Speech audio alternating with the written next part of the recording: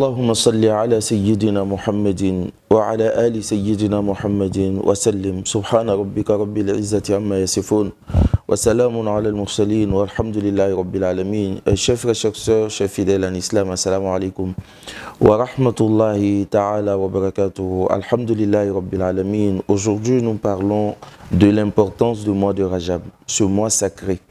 Allah subhanahu wa ta'ala a créé 12 mois. Allah nous dit dans le Coran que parmi ces 12 mois, il y a 4 mois sacrés. Le premier, c'est Zul Qa'ida, le deuxième, Zul Hijjah, le troisième, Muharram, et le quatrième, c'est le mois de Rajab. Le mois de Rajab, chers frères, chers sœurs, c'est un mois très très important. Depuis le temps de l'ignorance, avant l'islam, les incrédules respectaient le mois de Rajab. Quand le Rajab arrivait, il devenait de plus en plus généreux et se réconciliaient entre eux. Et ils ne faisaient rien qui pouvait peut-être dévaloriser pour eux ce mois sacré qu'est le mois de Rajab. Et le prophète Mohammed nous parle de l'importance du mois de Rajab en nous disant Rajabu shahrullah wa sha'banu shahri wa ramadanu shahru ummati. Le mois de Rajab est le mois d'Allah subhanahu wa ta'ala. Et le mois de Sha'ban est mon mois. Et le mois de Ramadan est le mois de ma umma, ma communauté. Et il dit également que la valeur du mois de Rajab sur les autres mois est comme la valeur d'Allah subhanahu wa ta'ala sur ses créatures.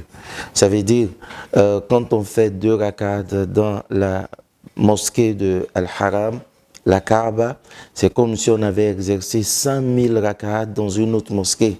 Donc imaginez, quand on fait 2 rak'at dans le mois de Rajab, quand on jeûne dans le mois de Rajab, c'est vrai, il y a certains oulémas qui ont dit qu'il n'y a pas d'hadith authentique qui nous parle de l'importance du jeûne du mois de Rajab. Mais le prophète Mohammed nous dit que celui qui jeûne un jour ordinaire, Allah subhanahu wa ta'ala éloigne sa face de l'enfer 70 ans. Allah éloigne sa face de l'enfer 70 ans de distance, chers frères, chers sœurs. Ça, c'est un jour ordinaire. Alors, celui qui jeûne le mois de Rajab, on doit comprendre que ces hasanat, on ne peut même pas l'estimer. Qu'Allah nous facilite la bonne compréhension. Et chers frères, chers sœurs, lorsqu'on jeûne dans le mois de Rajab, juste pour la recherche de la face divine, pour se rapprocher d'Allah subhanahu wa ta'ala, les hasanat de ce jeûne-là, personne ne peut l'estimer. Ça veut dire que le mois de Rajab est un mois qui doit nous rapprocher d'Allah.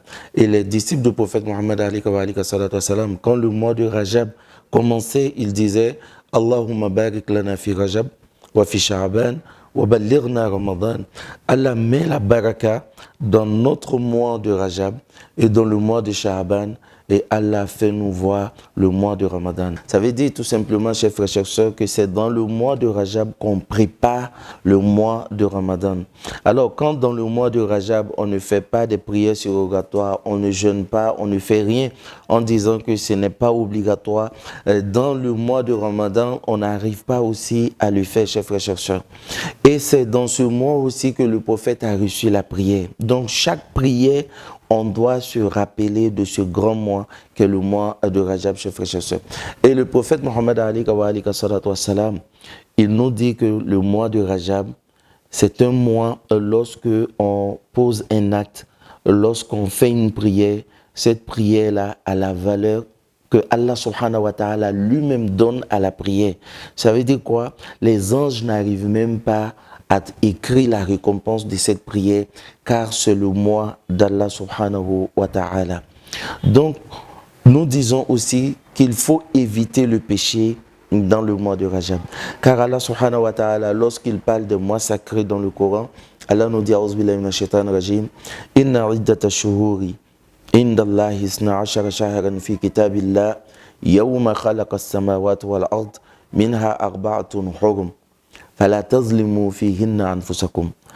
nous dit que dans les 12 mois, il y a 4 mois sacrés, mais Allah nous dit que ne souillez pas vos âmes dans ces mois sacrés. Mais lorsqu'Allah nous dit de ne pas nous montrer injuste envers nous-mêmes dans ces mois sacrés, ça veut dire que lorsque on commet un péché dans le mois sacré, ce péché-là est plus lourd sur la balance que quand on commet dans un mois ordinaire. C'est un moment de repentir. C'est un moment de se vider, de s'éloigner de Shaitan.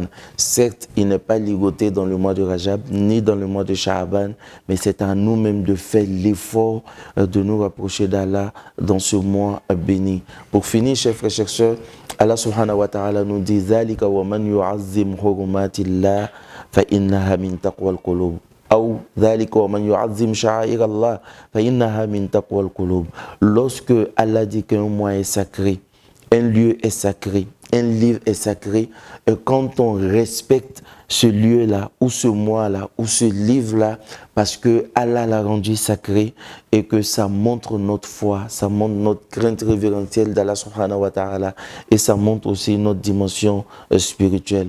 C'est un moment de réconciliation, c'est un moment de pardon, c'est un moment de faire son propre exercice, c'est un moment de se rapprocher d'Allah subhanahu wa ta'ala, et c'est un moment aussi que nous devons saisir pour multiplier nos efforts dans l'adoration. Quand on ne sait pas si on verra un autre mois de Rajab, qu'Allah nous assiste, Inch'Allah, qu'il fasse de nous des musulmans pieux et sincères pour l'amour de son noble prophète Mohammed alayhi wa salatu wa salam. Wassalamu alaikum wa rahmatullahi ta'ala wa barakatuhu.